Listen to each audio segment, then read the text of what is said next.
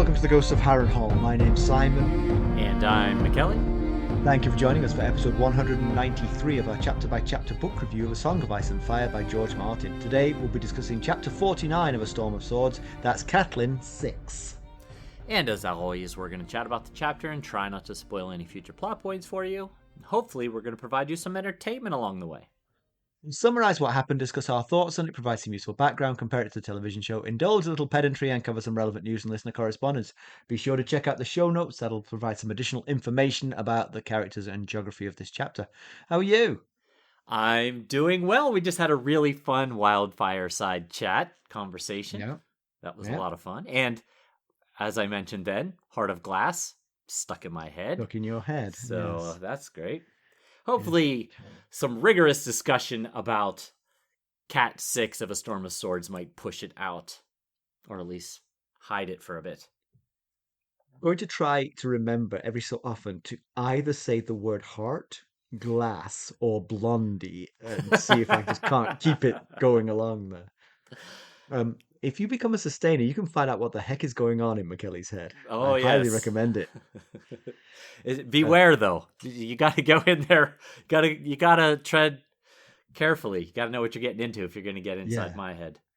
Particularly if we have any psychiatrists amongst our listeners. Right. Dr. Honda, please. if you're listening. What's going on with you? You know what I learned this morning? You know, at the top of my yard by the road, right by the road, I've got two large mature trees. Okay. The one furthest away from the driveway is dying.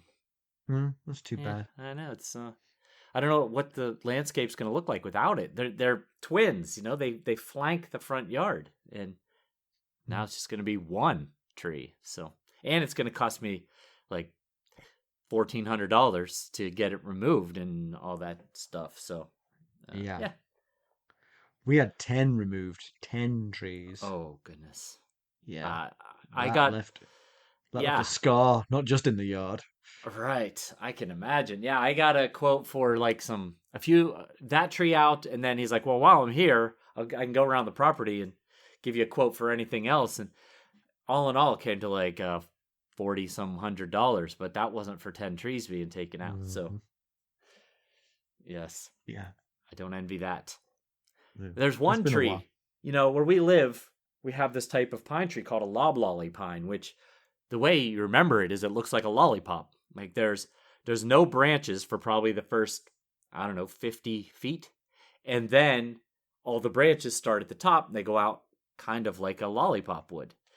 And I believe I was told once that this part of the country was like the largest loblolly forest in North America or the world or something like that. East Coast, I don't know. It was a big one.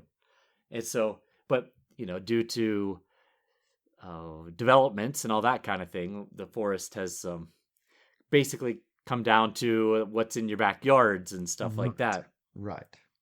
And they sway, because they're so top heavy, they sway a lot in a storm. And there is one that only has branches on the side that face the house. And it's got to be, the guy was saying he was thinking it was maybe 125 to 150 feet tall. Eesh. And, you know, I was like, that's the tree that makes me nervous. And he didn't think it was that big a deal. He said it had other trees around it enough to buffer it from the wind. He didn't think it was a major urgency. But if I had to take that thing out, that'd be a pretty penny right there. Yeah.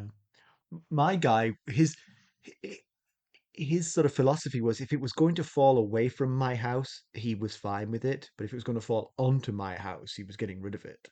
What about onto a car?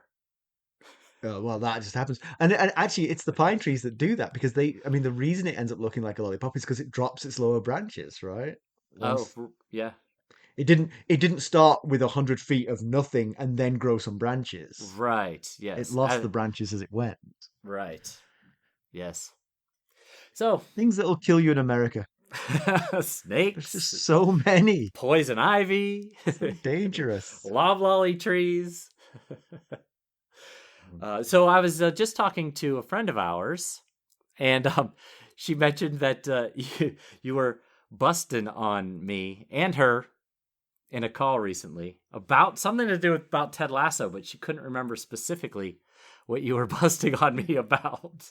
Well, well, I guessed. I did take a guess at what you were busting on me about. I'm sure you're right. I'm sure you're right.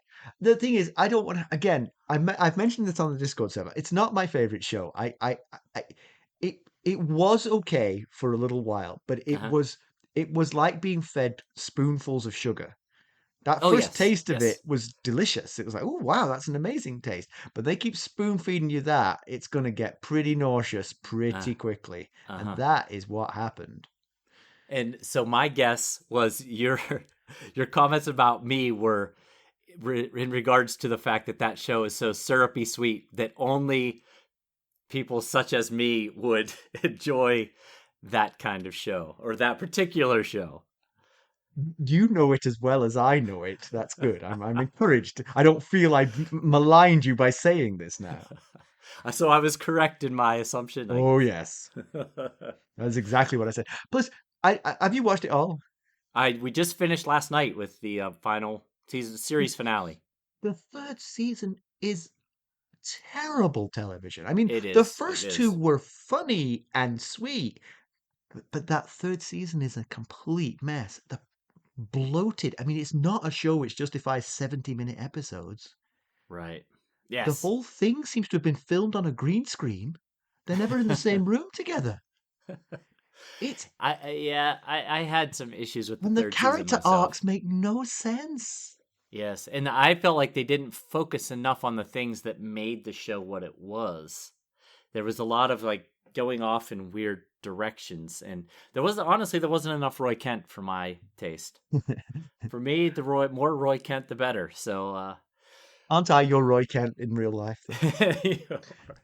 does that make me your Jamie Tart or? Maybe. Yeah. Uh, well, shall we And get down to business?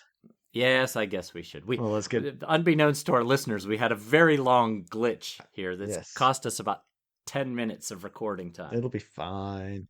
All right, let us then get down to business. How did we leave Catelyn Stark? So last we saw of Cat, she was travelling through the rain with King Robb's entourage, without most of the Westerlings, to her brother's wedding venue at the Twins. She snapped at Edmure for worrying only about the looks of his betrothed. Robb dropped the news on her that if he should die childless, he wants Jon Snow to be his heir. Cat did not like that idea. She also hears of Robb's plans to get past Moat Cailin using the help of the Crannog men to attack the fortress from multiple sides, and also to sideline her to Seaguard. Mackelly, why don't we give the summary of this one? Okay.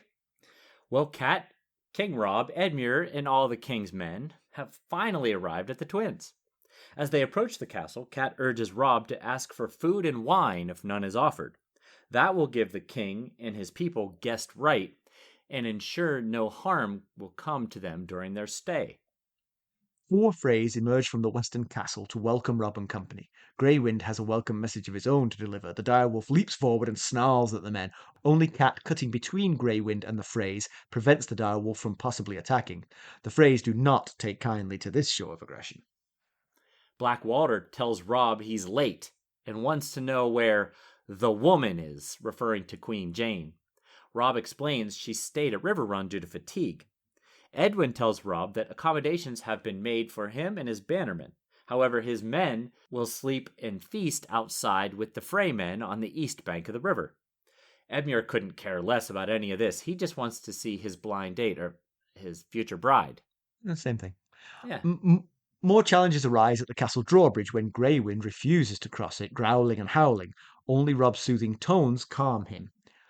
Robb instructs Ser Raynald Westerling to stay with Greywind, a move Cat approves of as it keeps the Westerling out of the Frey court. They find Lord Walder seated in the great hall of the eastern castle, surrounded by a sea of Freys. His 8th wife stands beside the high seat, and a man who looks much like a younger version of Lord Walder, only wearing a fool's outfit, sits at the foot of the seat. Walder greets the king without kneeling, claiming his bad knees, and tells Robb that his bronze crown is a sign of a poor king. Robb takes the insults in stride. Walder Frey introduces the man in the fool's outfit as Jingle Bells, a lackwit son of the late Ser Stevron. Walder asks for Queen Jeyne and is sad to learn she's not present, as she must be very fair to look upon, much more so than his own Get. Otherwise, she wouldn't have caused the king to forget his promise. Robb again handles the snide remark well, saying he's come to apologize for the wrong he's done to House Frey. Walder says it's his daughters that he owes the apology to. He then introduces each woman and girl in turn. They range from adult to 4 years old. Walder remembers some names, but not all of them. He finishes by adding that none were good enough for the king in the north. Robb gives the customary "It's me, not you" speech, saying that he was in love with another, ending with "No words can set it right." Of that, Lord Walder agrees. Next on the agenda is the introduction of the bridal party. Finally, Edmure gets to meet his future bride, and all his fears have been put to rest. Roslin Frey is very fetching. Roslin begins to cry tears of joy at meeting Edmure. Lord Walder has had enough of the mushy-gushy stuff. He sends Roslin away to prepare for the wedding and the bedding. He begins to dismiss all present, but then Cat remembers her advice to Robb about guest right. She asks for food, and food is provided. Eating makes Cat feel a bit better. He perhaps was hungry. It could have been I wonder if it was a Snickers bar that they fed her. Cat is surprised at the lush accommodations Walder has provided for Robb and company, down to the Tully colour scheme in her finely appointed rooms. Edmure tells Cat how much he likes Roslin and wonders why Lord Walder would offer such a beautiful daughter. He wonders if it's possible she's barren. Cat doubts it, but can't rule it out. Walder's a jerk, but he is smart. Getting a daughter married to the Lord of Riverrun is a coup. Having her be barren would rather undo the honour. Indeed. Cat leaves Edmure in search of Sir Perwyn Frey, who accompanied her to Storm's End when she met with Stannis and Renly. Seems Sir Perwyn is away, and the flooding has made it hard for him to make it back. She then visits the castle's maester and is assured that Roslin is indeed fertile. With that, Cat heads to Robb's rooms, where she finds Roose Bolton present among Robb's bannermen. She feels the somber mood in the room. Just emanating from Roose, I assume. Yes. Roose recounts what he's told the men. While crossing the swollen Trident via small boats, 1/3 of Roose's army was attacked on the southern bank by Gregor Clegane and men, and killed or captured. Roose left a force of 600 at the river to prevent the mountain from harassing Robb's push northward. News from the north is equally bleak. Roose confirms the tale of Theon Greyjoy sacking Winterfell and killing the boys. He adds that Roose's bastard son Ramsay picked up the fight when Sir Roderick Cassel died and saved some of the Winterfell people. He's keeping them safe at the Dreadfort. When asked about Theon, Roose answers by revealing a roll of skin taken from Theon's left pinky finger, a gift from his son Ramsay. Cat is both thankful and repulsed. Robb wants Theon killed, but Roose suggests he keep Theon for ransom, not to be freed. Instead, use his execution to extract concessions from whichever Ironborn wins the Sea Stone chair. Theon does have the best claim as Lord of the Iron Islands, after all. When the debacle at Duskendale is brought up, Robb says Robert Glover will answer for that. Roose explains Glover became heedless after learning that Deepwood Mott had fallen. Roose tells Cat he's arrived at the Twins with 3,500 men, mostly Bolton and Karstark. Best to keep the uncertain Karstark men under close watch. Robb is pleased with the work that Roose has done and installs him as commander of the rearguard when they go north after the wedding. Ooh. Well, all in all, that wasn't so bad. No, I mean, Walder pushed the limits of what you can say to a king, even when you are justifiably mad at him. But yes, he did. He only pushed it. He didn't get sort of Rickard Karstark on him. He didn't. He didn't go Rickard Karstark. That is true. Yeah, and Cat starts out very worried about the Frey behavior that they were about to endure, to the point of making sure that Robb knows of the concept of guest right. And, as a parent, I can understand over-preparing for a son's ordeal that he is about to face, but I don't know, worrying about guest right, taking it a bit too far. I mean, we are dealing with their king and their liege lord here. So the concept of guest right is once you've shared food with your guest, they are now under your protection and nothing bad will befall them in your home. Yes, we'll get more into it in background, but that's the basic gist of it, yes. Yeah, I mean, I don't know if Walder Frey's got some treachery up his sleeve. I don't think that kind of thing is going to stop him, even if it is tradition. That's the worry. I mean, I totally understand why you would push for it as quickly as possible, but he is Right. who he is. But honestly, though, I'm reassured because if he'd been like, well, I'll think nothing of it, then I'd be more worried. But the fact that he did, rip a few Right. strips off Robb makes me feel a little bit better that he's willing to bury the hatchet, perhaps. Yeah, yeah, you're right. He certainly raked them across the coals a good bit. Yeah, And, so maybe that was him getting it out of his system. yeah, Greywind, on the other hand, yeah. is not a fan of the Freys or of the twins in general, meaning the castle. I'm sure there's some twin Freys as well, but Almost certainly, yeah. right. uh, it seems like he didn't like them even more so than he didn't like Rolf Spicer, who's Jeyne Westerling's uncle. I will say that Rolf Spicer hasn't done anything treacherous yet.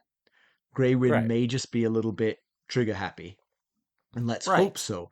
But my instinct with this book is to trust the direwolves and to not trust anyone that the direwolves don't trust. We'll be right back. Hello, friends. Are you ready to make some unforgettable memories? Well, if so, consider the Marriott Bonvoy program. Discover the perfect destination for your summer getaway and unlock exclusive deals on luxurious accommodations. With our affiliate partnership, you'll enjoy unbeatable savings and a seamless booking experience. Don't let summer slip away. Visit Marriott Bonvoy today and make this vacation season one for the books. Use our Ghosts of Harrenhal affiliate page to check it all out and buy Bonvoy points or give some as a gift. The link to our page is in the show notes. Yeah, and previously, Kat was so caught up in the fact that Greywind didn't like Rolf Spicer that, she was very focused on this. The direwolves are your spirit animals. They're there to look out for you. She was seemed a little less disconcerted about, his behavior here. At least as we got in her internal thoughts. I think you raise a very good point. That's almost to the point of pedantry how much she cared about Greywind's reaction to to Rolf Spicer in particular. How little she seems to. But maybe that's because she believed that Rolf Spicer should be Robb's friend. No reason Oh, for him not to right, be Robb's friend. And if right. Greywind doesn't like you, then something's wrong with you. Here, she knew that those Freys who came out to meet them and got attacked by Greywind were basically at that point at odds with Robb. And Yes, perhaps Greywind sensed that and she just, she was expecting it. Now, I I would like to bring him back into the situation now and see again. Now that we've aired our grievances, how are things now? And if Greywind right. rolls over and lets you tickle his belly, great. He basically treat him like the canary in the Exactly. yeah. Exactly. See if how he handles the situation. Yeah, there was certainly some. I almost said frayed, frayed nerves on the side of the phrase. They came into the situation probably feeling a bit of pent up anger and hostility. I mean, they stormed out of River Run and the Crag when when Robb married Jeyne. So there was some hostility there, and animals can pick up on things like that. So it's possible he was just being defensive of Right, and that's the other Robb. thing. When the four Freys came across to meet them, I'm sure Cat was giving off the vibe of "Oh God, oh God, oh God," and that Yes, might well have triggered Greywind. yes. I think the little boy from Jerry Maguire said that dogs and bees smell fear, right? So if we trust him on his statement, then he very well could have been picking up on the fear that either side. It's possible also that the Freys, although they were acting all tough and in control, were also nervous about how this situation was going to go with the king rolling up and their liege lord and all their men. Yeah, because it could have gone the opposite way. It could have gone. They came in to say, "Look, it's up to us who we marry. Suck it up, Buttercup." Right. Yeah. Ah, I am curious that you're using the kid from Jerry Maguire as an oracle of some sort here. I know. I also know the human head weighs 8 pounds or whatever he says. More useless skills from There we Mackelly. go. But I do think keeping Raynald Westerling out of view and out of court of the Freys was probably a pretty good idea. Yeah. And it is interesting that Grey Wind is very specific with which Westerlings he doesn't like. It's Rolf Spicer, right? I mean, because Yeah. he's been left with a Westerling. Be Right. unfortunate if it was like, well, you're not afraid, but I still don't like you either. Yes, I think it was Rolf Spicer, possibly also the mother, maybe. Yeah. I could have looked ahead of time, but I can't. I know it's for certain Rolf Spicer because that's why he was sent away. Yeah.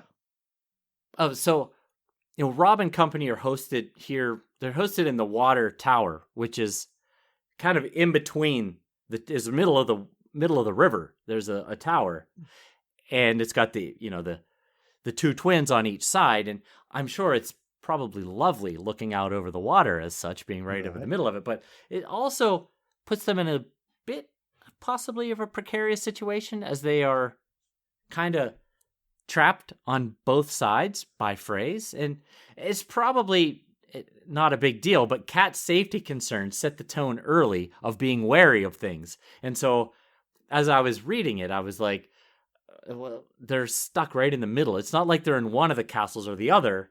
Yeah. They're right in the center of the two. You got to imagine that is the spiritual home of the Freys, is that center, because one of the advantages of having the two castles is that the center of the bridge is protected from both directions. So that's where you'd put your own rooms and your throne room, etc. So that's where your court would be based. I think theirs is based in the eastern castle. Oh, but that's weird then. That is weird. Yeah.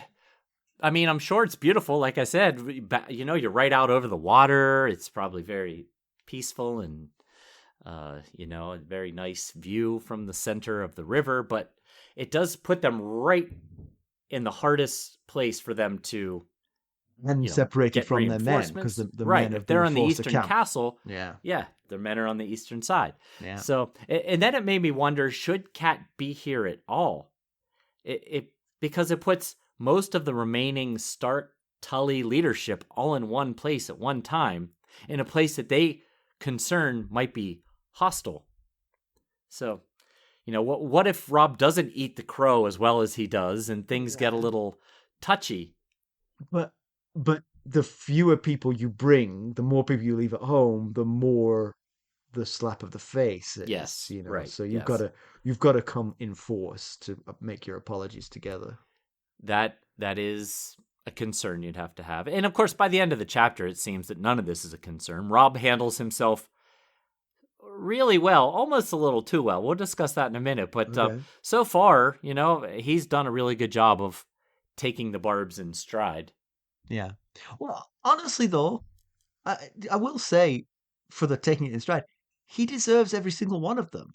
He broke a promise, and such an important promise. The Freys are prickly about their honor, and they had got their daughter betrothed to the king in the north. And they were going to be the family of the king in the north, and now they're not. It's like, how do you apologize for that, Robb? What is it you do to make up for that?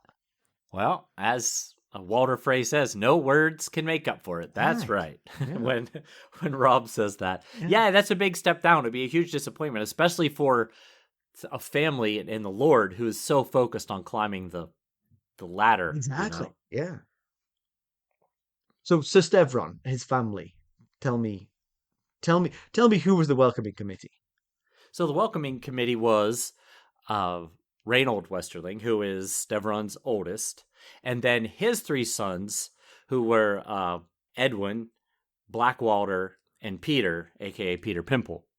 Oh, right. We've met Black Walder before. He came to River Run. That was Walder Rivers, I think. Oh, I'm thinking of Walder Rivers. You're right. You're absolutely right. Yeah. That's what I'm thinking of. They're both kind of a similar temperament. I was thinking it was him as well. Okay. At first, when I first read it. But yes. So Ser Stevron, he was the heir, the eldest of Walder's many children. Mm-hmm. And, as what we saw and what we heard from the thoughts of our POV characters, he seemed like an oddly nice guy for being Lord Walder's heir. He was in his 60s and he died from a wound during the Battle of Oxcross. But it was kind of odd because the wound didn't seem very serious. But then he was found dead in his tent 3 days later. So, that was a little weird. And Robb had told Cat that if Stevron had lived, if he was alive, that he would have been able to make amends with the Freys, but that without Stevron, the other Freys were just being unreasonable when it came to him marrying Jeyne. But of course, as you just said, that's a pretty big slap in the face. Yeah. So, yeah. But now the Ryman that was there to greet them, he is now heir as the oldest son of Ser Stevron. Right. Yeah. And one kind of fascinating thing that I realized while thinking about Ser Stevron and Lord Walder is that, follow this math with me here, Lord Walder is 91 years old. Uh-huh. Ser Stevron, as best we know, Big Walder thought, Big Walder of the two Walders in Winterfell, thought that Stevron was 65 when he died. So that means that Walder Frey didn't have his first kid until he was in his mid-20s, at least one that had survived to adulthood. But then has spent 65 years making up for lost time. Yes. It just feels like someone who has 20-some, almost 30 kids wouldn't have waited till their mid-20s to get started on that family. It's a good point. It's a reasonable point. Yeah, it just dawned on me today when I was thinking about Ser Stevron being the heir, and I was like, wait, he was only in his 60s. Yeah. So at least two of the Freys are disappointed that Jeyne Westerling is not present. Black Walder expresses his disappointment, and Lord Walder also has the same reaction. I think you would be curious. You would be curious what it was that you lost out to. Yes. So I do understand that. Yeah, I thought there was probably two reasons for the disappointment. One is just that. They want to see the woman who caused Robb to break such an important oath to hit one of his bannermen. Can I guess what the second idea is? Go right ahead. Here's what I guess you're going to say, because that's not in the notes. This is the true guess here. You're going to say Lord Walder was going to turn his barbs on her to see how far he could push Robb Stark. We'll be right back. This episode is sponsored by Audible. To get a free audiobook, or two if you're an Amazon Prime member, go to our exclusive URL, audibletrial.com/ghostsharrenhal. You can find the link in our show notes. More or less, yes. I was going to say he was looking forward to giving her a hard time. Exactly, yeah. Yes. But in particular, because he knows that would give Robb a harder time than him just saying, yes, is it a brass crown? Not brass. That's your bronze crown. Your bronze crown is a sign of a poor king, Uh-huh. Yeah. Yeah, and you're right. That is the exact argument that Cat made for leaving Jeyne behind, is that Robb would be fine with dealing with comments made toward him, but not made toward his wife. He's too much like Ned Stark, would also bristle at that. So, and when we get to the TV show, I'll mention that in the TV show they brought her along, and basically, as predicted by Cat, Robb could survive the challenges to him, but he bridled when the wife got abused. So why do you think Robb was too good at handling the abuse? Well, it's just like he handled it so well. He was so humble, so repentant, so understanding of the barbs and the snide comments and the derogatory comments. I was worried that it was getting to the point where he was being pushed around and possibly losing their respect a bit, that he didn't have a little bit more of a presence, as commanding presence in the room. That's an interesting point because of course at some point you do have to reestablish the fact that you're in charge. You're the king, right? However, what's interesting about that situation is it was really just the Tullys, Starks, and the Freys. There weren't a whole host of Riverlands bannermen witnessing all this. Right, that's true. And that might be a sort of determining factor here. If it's just the phrase, you've come to abase yourself to the phrase, and abase yourself you will. If all of the Riverlands bannermen were gathered to witness this, I think Robb might have had a different reaction and might have drawn a line under it quicker. That is probably likely. Yeah. Yes, I could see that. It's just, they were saying some really unpleasant things, like when the Freys arrive, when they come out to greet them, and Black Walder is scolding him about Robb about the wolf. Is this how Starks make amends? Poor greeting, I call it. And then calling the Queen, Robb's wife, that woman. I mean, that was just before they even got into the castle. They were already taking shots at Robb. It just felt like, is this going to have a long-term impact on the way that the Freys see Robb, that he's just some boy that they can push around, because that's what they did this whole time, was push him around? I don't know. I think the Freys would be foolish to think that. I agree. I just wonder. I think tomorrow you better stop pushing him around. You know what I'm saying? Yeah. And if I were the Freys, I would know that too. Possibly. I hope so. I hope they're smart enough to realize, okay, extract your pound of flesh, and now remember who's in charge here. So there's an Aegon Frey who goes by the name Jingle Bells, who is some kind of slow-witted fool. This is how he's been treated there. But there's more to this? Do tell.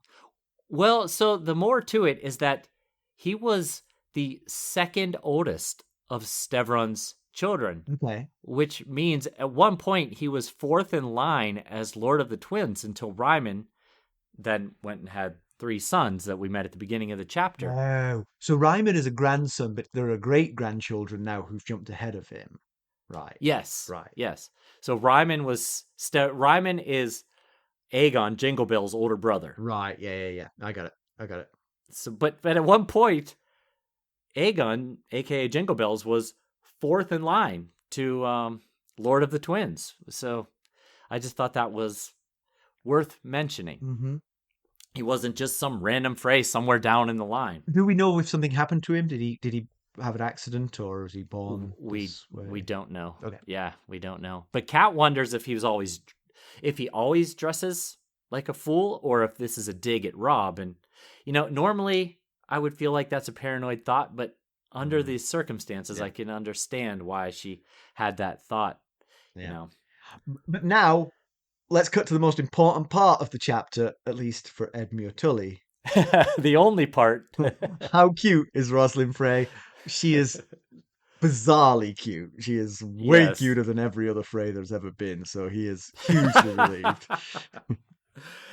Yeah, so here's what we know about Roslin Frey. She's somewhere around 16 to 17 years old. Edmure is somewhere between 25 and 32, as best as it can be pieced together. So he's a good bit older than her. And Kat correctly recalls that she is the daughter of the 6th Lady Frey, who was a Rosby. It was actually Bethany Rosby. So good on Kat for that. Yeah. Bethany Rosby died somewhere between 282 and 284. We know this because the 7th wife gave birth to a child in 285. So he had remarried before that. And Roslin, as the Maester tells us, is the youngest daughter of Bethany Rosby. Bethany Rosby. And it's kind of sad that Sir Perwyn likely won't make it back for the wedding, because he is the oldest of Bethany's children, and Roslin is his only full-blood little sister. Oh, I see. So that's that relationship. Okay. Yes, but it definitely seems like Edmure is happy with what he sees of Roslin. Yeah. I will say, I think the whole is she Baron is a sort of like a red herring because it just doesn't make any sense to me that you you're getting something being married to that one of your Right. daughters is going to be the Lady of Riverrun is not nothing. And then to Right. deny that family children who would be half Freys by choosing someone who's intentionally barren just seems a bit weird. But it's also kind Uh-huh. of weird that the Maester is so confident that she isn't barren. Because it's like she's just a young girl. You don't know whether she's going to have kids or not. But he's basing it on her family. Her mother Right. was Bethany. was Yes. fecund and Yes. of a similar build to Roslin. So Yep. yeah, the portents are good. Yes, I think definitely Lord Walder is smarter than he seems.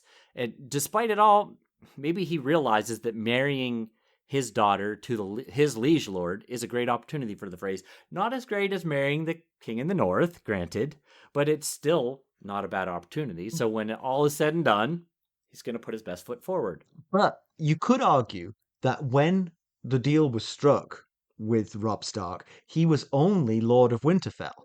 So, in actual fact, this honor is as high as the original deal honor. That it was, yes, because it wasn't until they were at River Run that they decided that he was going to be the king in the north. Mm-hmm. Yes, and they had to cross the Green Fork to get there. Yeah. I will say, Kat's not so impressed by Roslin. She thinks she's too petite for easy childbearing and prefers the hardier Crakehall stock. And remember, Robb asked Kat to go to the twins and assess bride options for him. So it's possible, based on what she finds appealing in a bride, he might have ended up marrying a Crakehall. Good to know. Yes, yes. So, question, why was Roslin crying? Kat suggests it's a maid on the eve of her wedding. But I wondered, could she be in love with someone else or just not want to marry in general, a la Brendan Blackfish Tully? Oh, I don't know. That's interesting. I hadn't thought of that. I hadn't thought of that. I at first I put it down to what it seemed on paper, which is she's a 16-year-old girl about to get married. Probably tears are Right. pretty close all the time at that point. But there was something about the way that Walder shooed her out of there, Uh-huh. which I made you had the same thought. think that He immediately cuts off when she says, I'm crying tears of joy. Yes. yeah. So I'm with you. Was he afraid she might say something he doesn't want shared with guests, like, but I'm Right. pregnant with someone else's child, Right. or something. Oh, Something believe else me, she's not barren. Yeah. So it very well could be like Kat suggests. Just she's a 16-year-old girl about to Yeah. get married to a man who's possibly twice her age. Yeah. And you can So- also imagine that Walder Frey has a very low tolerance for, 16-year-old steers. So it could you're absolutely right. It could just be that. But there was something a bit weird about it. I never thought about the fact that she might have somebody else on the side. How interesting. Yeah. You could write this stuff, Mackelly. Along with my song lyrics.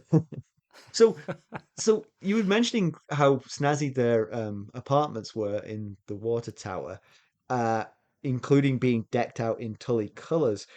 I wonder, this to me, I'm actually more reassured by this than I was by the food, because this is kind of like this was all prepared. It was all prepared to be nice to them, but just on the way to it, we're going to be unpleasant. But we'll put that Right. unpleasantness behind us. We'll have a fun wedding, and everything is going to be good. So I'm encouraged by that. It certainly still benefits the Freys greatly to be back in the good graces of the King in the North and their liege lord, Absolutely, yeah. Edmure Tully. Yeah. So, but Kat seems surprised and impressed, as does Edmure. They discuss it a little bit, and then Kat thinks she can't wait for this to be behind them, though. And then she thinks, and when this is behind us, I am off to Seaguard. to Mm-hmm. while away the time while Robb fights his way through the neck. Yeah. And it seems like she's accepted her fate regarding going to Seaguard after the wedding, while Robb does his thing. You've got to think from her perspective. Her journey through the book so far has been one of trying to get justice for her children, trying to keep her family together, trying to see and get back to her family. And Right. all of this is kind of like crumbled around her ears now. I mean, like the only two children she is confident are alive are Robb and Sansa. And she knows she's never Right. going to see Sansa again until this is all over. So Mm-hmm. being, she's got very little reason to be part of the inner circle now, because it's not like she's expecting Arya to show up at the wedding. However, it could change things. Wedding gift. Yeah. Yeah, you're right.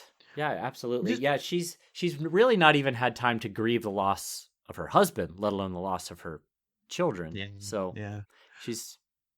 I will say in passing, actually, that I thought that this, partly because the TV show sort of crammed it together, I thought this chapter was going to be the wedding. I was all excited. I had confetti and everything ready to throw. Imagine my disappointment. Party poppers. Yeah, exactly. Just a 91-year-old grumbling and sulking, Soon enough, we'll get to the Yeah. wedding. So Roose Bolton's back in the picture, and he brings poor tidings, but he doesn't take much of the rap for these. But it seems that you could take a view that he's been responsible for some of the failings here. Yes, you could. Yeah, but nobody seems to be seeing that. We've had more access to him than perhaps Robb and Cat have. Right. And we certainly Yes, know what Ramsay Bolton's up to better than they do. Yeah. So to us, we get some old news that is bringing the Starks and Tullys up to speed, and we get a little bit of new news as well. So the old news, we learned that Clay Serwyn and Leopold Tallhart were both killed in the sacking of Winterfell, and that Winterfell was sacked by Theon, and that Ramsay came to the rescue. That's not just old news, but that's old lies, right? Right. Yes, that Ramsay is flaying Theon, which all this fits with the story that Gren told Jon last chapter. Yeah, I mean, so Gren would know. That junior member of the Night's Watch, 2,000 leagues from any of this action, he'd be the first to know. He's up on the scuttlebutt with the with the news in the north. So the question is, does Roose believe what he's saying? Or is he covering? Does he know the truth? Yes, and spinning a story to frame the Boltons in a better light. Yeah. Well, and you can imagine that. You can imagine that being true without Roose being very dastardly. He might just want to spin the story in his favor. Right, and it's hard to take his word because we know he's lying about Robert Glover's decision to go to Duskendale. Right. Robb says that Robert Glover will answer for Duskendale, and Roose says it was a folly. Glover's heedless after he learned that Deepwood Motte had fallen. But we know, because Arya was in the room when it happened, that it was Roose that sent them to Duskendale. So now I also wonder, does Roose know that Robert is about to be exchanged for Martin Lannister? Yes, because that would be very interesting to see Roose's reaction when that little bit of news comes out. Wait, what? Martin Lannister? He's the golden child. You want to keep him, trust me. Trade him for Sansa Stark. Robert Glover, that idiot. He lost half your foot. Yeah, I wonder if this has come up in conversation yet.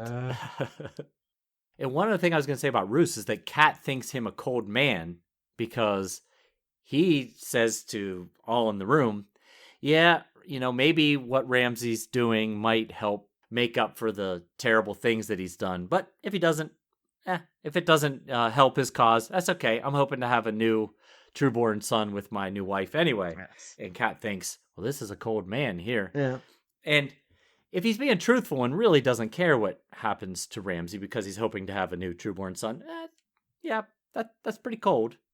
But when you think about it, what is he supposed to say in this position? Right. You know? Right. Ramsay's been accused of terrible crimes. He's already distanced himself from him. So, I'm really thinking of legitimizing that kid because, like, he's really. I mean, like, see this bit of Theon's finger? That's a real Bolton right there. Yeah, look at this flaying work. This is top-notch flaying work here. There was new news too. So the new news basically surrounds the Mountain's attack on the Northmen on the Trident, and that Willis Manderly was captured again. So, because he can't run away. It might be. Maybe he needed a boat all to himself, and they were waiting for him to come across last. We saw the river in Aria 9, so quite the wide. Story does. Yeah. Yes, it does hold. Shall I say water? But it did work out quite well for Roose that it was mostly Bolton men that made it across safely. And it doesn't work out well for Robb that the second biggest group seems to have been the Karstarks. Oh, that's interesting. So just throwing out a sinister theory here. Roose Bolton, rear of Jaime Lannister, is in league with the Lannisters. He knew the Mountain was coming. He got himself and the Karstarks across and left whoever the heck was left. Thumbed his nose at them as they... yeah. Oh, the boats are sinking. Right. It's possible. It's certainly... Roose is a very calculating man, you know. It's also possible it could have been poor timing, and he chose the Manderly Knights to be the last ones across because they're knights. But they might sink the boat. They might. We don't know if all the Manderly men are but as big as I will say to that it does add to the sort of sense of Robb and Cat being surrounded by enemies thing here. Right. I mean, with the Karstarks and the Boltons. Karstarks are not exactly enemies, but they're not exactly friends. The Boltons are hard to read. The Freys, yes, are not exactly enemies, but they're not exactly friends. There's a lot of people of dubious loyalty surrounding them right now. A lot of frenemies going on here. And it's also not good news generally that Willis Manderly was captured again because it compromises the Manderly's position to participate in the war. Yeah. They have to be a little more careful so that he doesn't get executed. Yep. So, and I'll mention that Ronald Stout gets a reference here. He's I know who he is. Command. He must be related to Sir Very Old Stout at the Wall. Winton. Yes, Winton Stout. I thought it when I saw it. I was like, hey, a Stout. It must be related. I know that name. But so I agree with Roose. Well, I don't know if I agree with Roose. I think if Roose is on the up and up, he had a tough decision to make regarding what to do with the Karstarks. Because you either leave them behind at the Trident to hold the Trident and keep the Lannisters from getting across, or you don't trust them to do that, so you bring them here with you, and then you have them at the castle, and you don't trust them at the castle either. Yeah, tricky.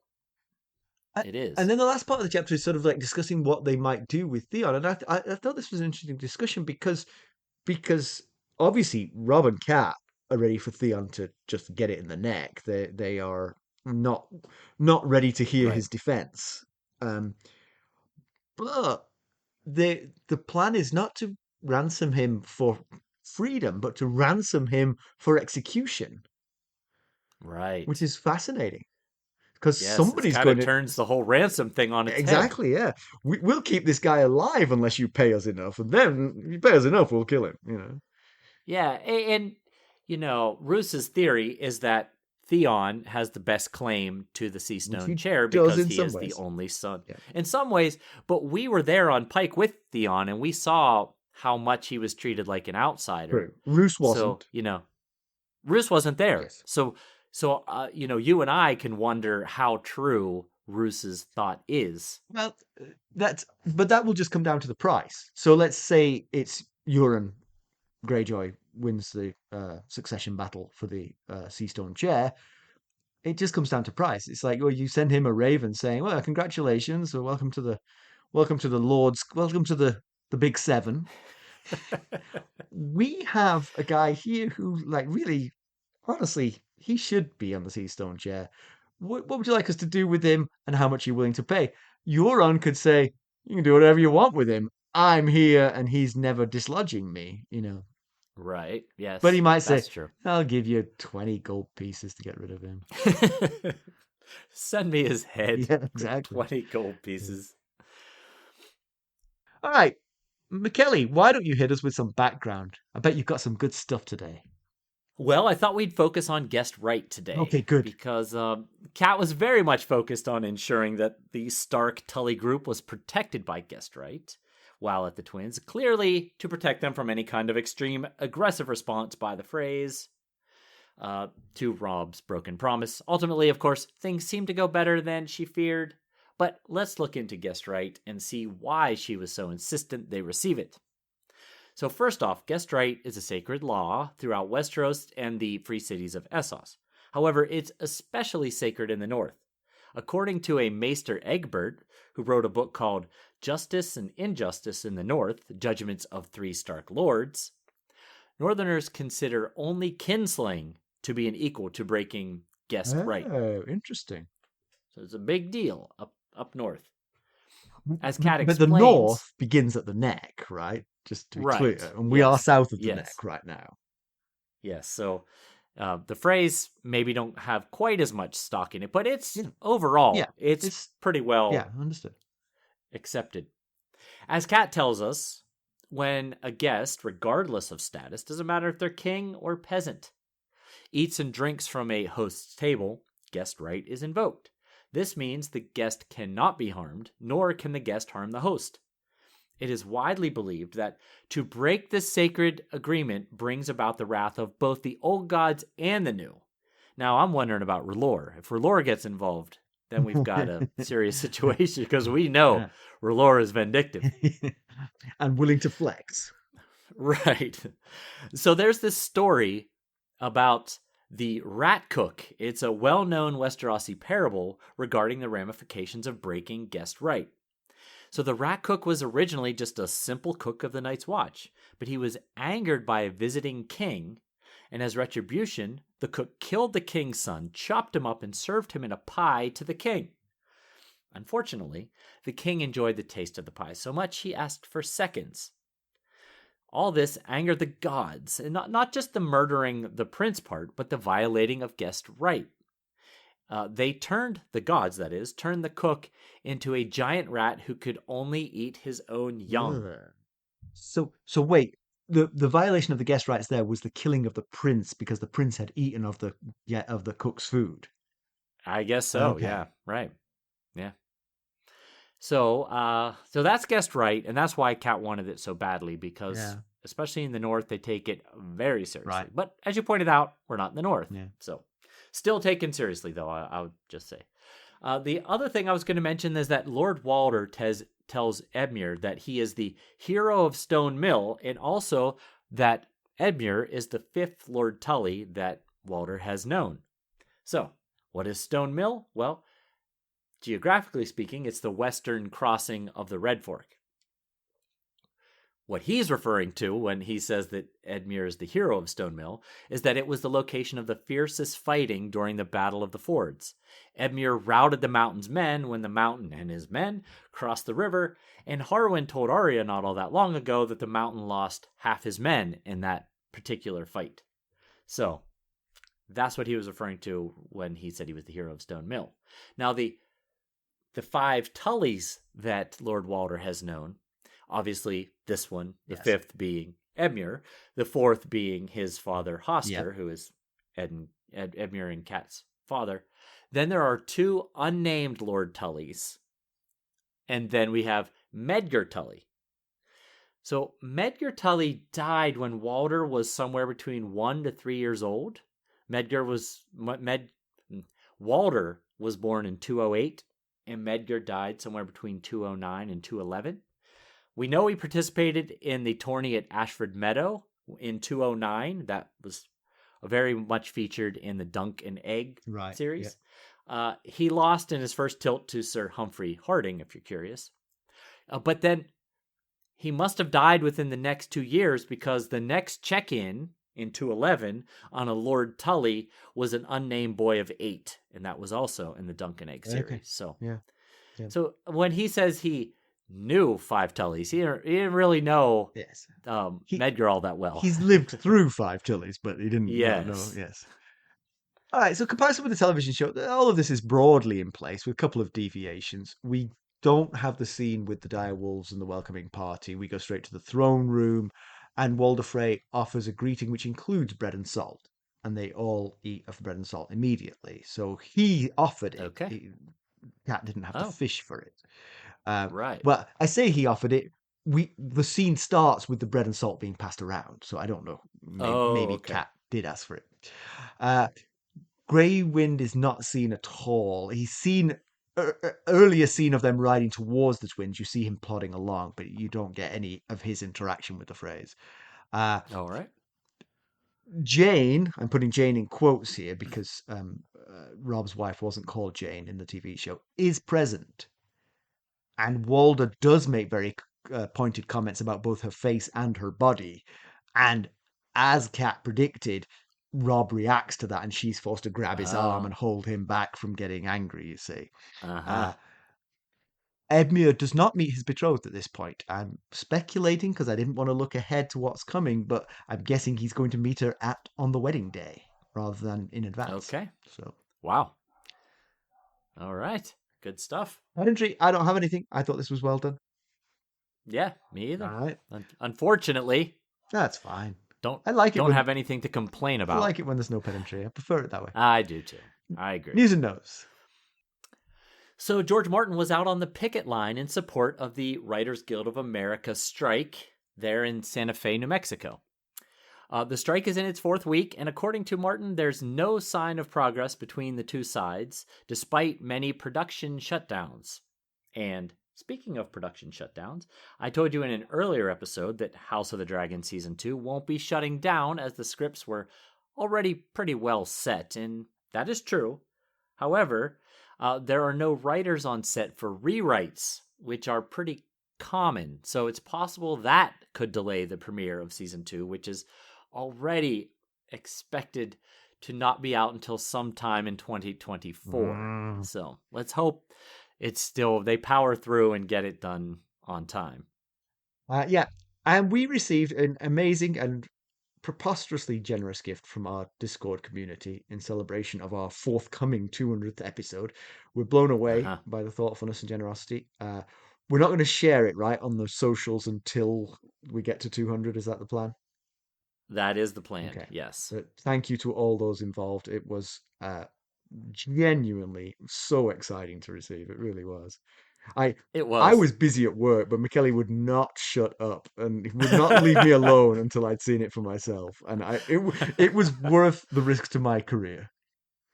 It was fantastic. And I look forward to sharing it with everyone, but I just want to say thank you to those involved right now. We got a review from Apple Podcasts in the Netherlands. Ramon VH. Yes, tell them what Ramon VH had to say. I'm sad I can't binge your podcast anymore. You can? Oh, I've listened to every episode. I see. I started noticing that it was getting closer to the current time when you guys talked about the World Cup, yes, in which my country, the Netherlands, kicked out the USA. They did. But, hey, there's no disgrace losing to the Netherlands at soccer. They are really good at soccer, the Netherlands. Okay, I'll take your word for it. I love you two guys banter. Keep on going. There's one small thing I find annoying. The way Simon says Melisandre. That's just a nitpick. What do I say? What did I... You wanted me to read this out, so I said that word again.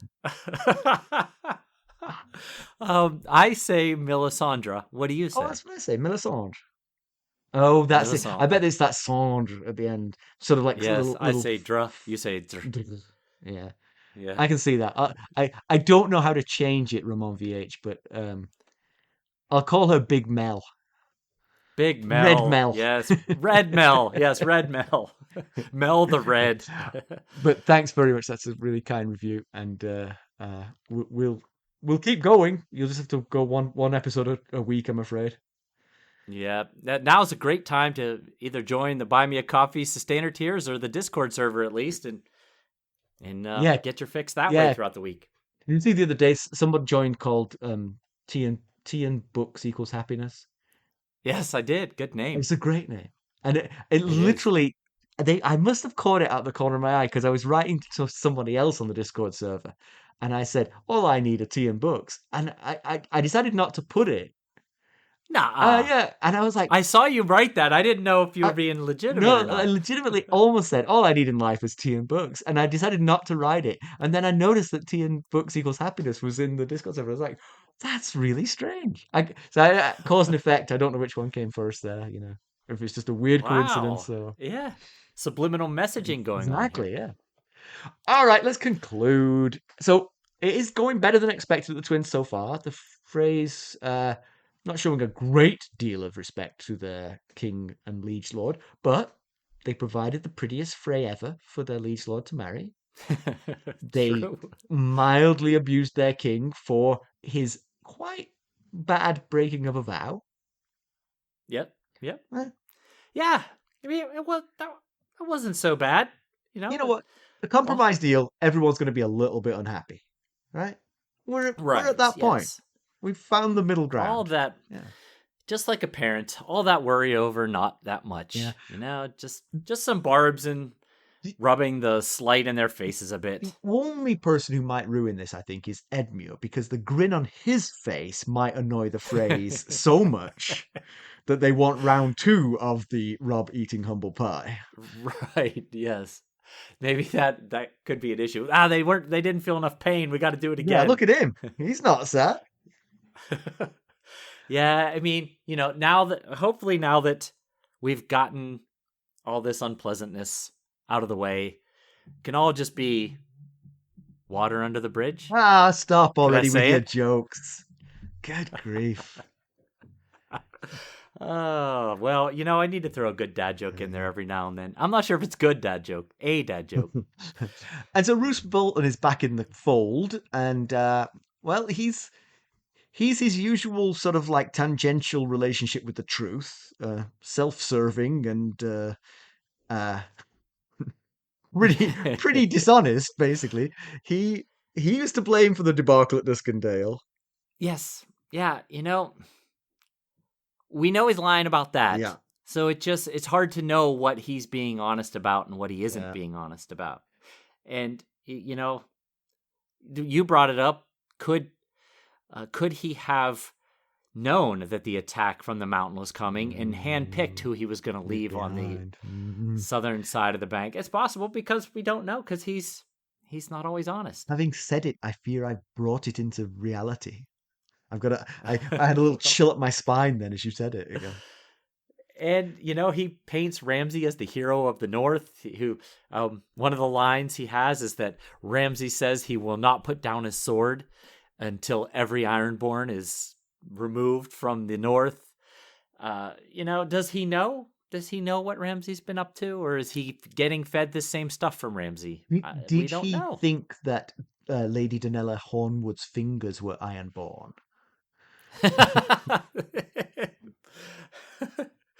Yes. The thing that I remember, huh? I mean, all the stuff that I've forgotten, but Lady Danella's fingers, they are stuck in my brain. That Ramsay Snow is a rotter. A rotter. He is, He's the no worst. doubt. And, Roose, it seems like good advice for Roose to suggest to keep Theon alive while, they get think it is. I do think that Ironborn. one is solid advice. Yeah, you just have to look a little bit at Roose. You have to look at him from different angles to see what's going on and what he's thinking about things. Yeah. But anyway, I mean, But sufficient forces from Harrenhal basically to mean that the attack on the neck is on. So just get through these nuptials, get yeah, Edmure to tone down the skipping around and joy. It's quit looking so happy. It's not man. one of the plain Freys. Right. Yeah, it seems like Robb's going to be heading north very soon, and that could be really a fun, exciting set of chapters coming up. Of course, we're going to need a new POV to see the fighting at Mackelly because Kat's going to Seaguard With Jason Mallister. With Jason. Could we hear wedding bells again fairly soon? Who are we going to hear from next? Well, we are going to make a quick jump, staying here in the Riverlands, to visit Arya, who makes it to the twins. Oh my goodness, the family's going to get back together. I'm so excited. Does she make it in time for the wedding? Well, we'll have to see, but that's where we be next week, is with Arya and the Hound and their arrival with the twins. All right, there's 4 ways to help us. I thought I'd say it like it was spliced in afterwards. There are 4 ways to help us. 4 ways to help us. Leave us a 5-star rating, a positive review. Buy merchandise at ghostsofharrenhal.threadless.com. Buy us a cup of Arbor Gold at buymeacoffee.com/ghostharrenhal. Become a sustainer at the Lord Paramount or Knight of the Realm level, and you can come and hang out and find out what amazing skills Mackelly and I have beyond that, which you already know. Right. Or you can even just donate to our cause through our website, ghostsofharrenhal.buzzsprout.com. We will certainly appreciate all of those things. And of course, you could reach us. It says these 2 jokers. Did you change that? Yeah. It's because it's a cat chapter, right? Jenny was the last cat chapter. Oh, that's Yes. right. I thought you changed it to these 2 jokers. And as always, you can reach us at ghost.harrenhal@gmail.com or go out and follow us on our social medias. On Twitter at @GhostHarrenhal. We're on Facebook, Instagram, Discord, and YouTube. It didn't make sense for her to say us because you can't really reach Right. Jenny through that email address, no. you know. So these 2 jokers, it made get perfect sense. Okay, thanks for listening. Thanks. Bye. Bye.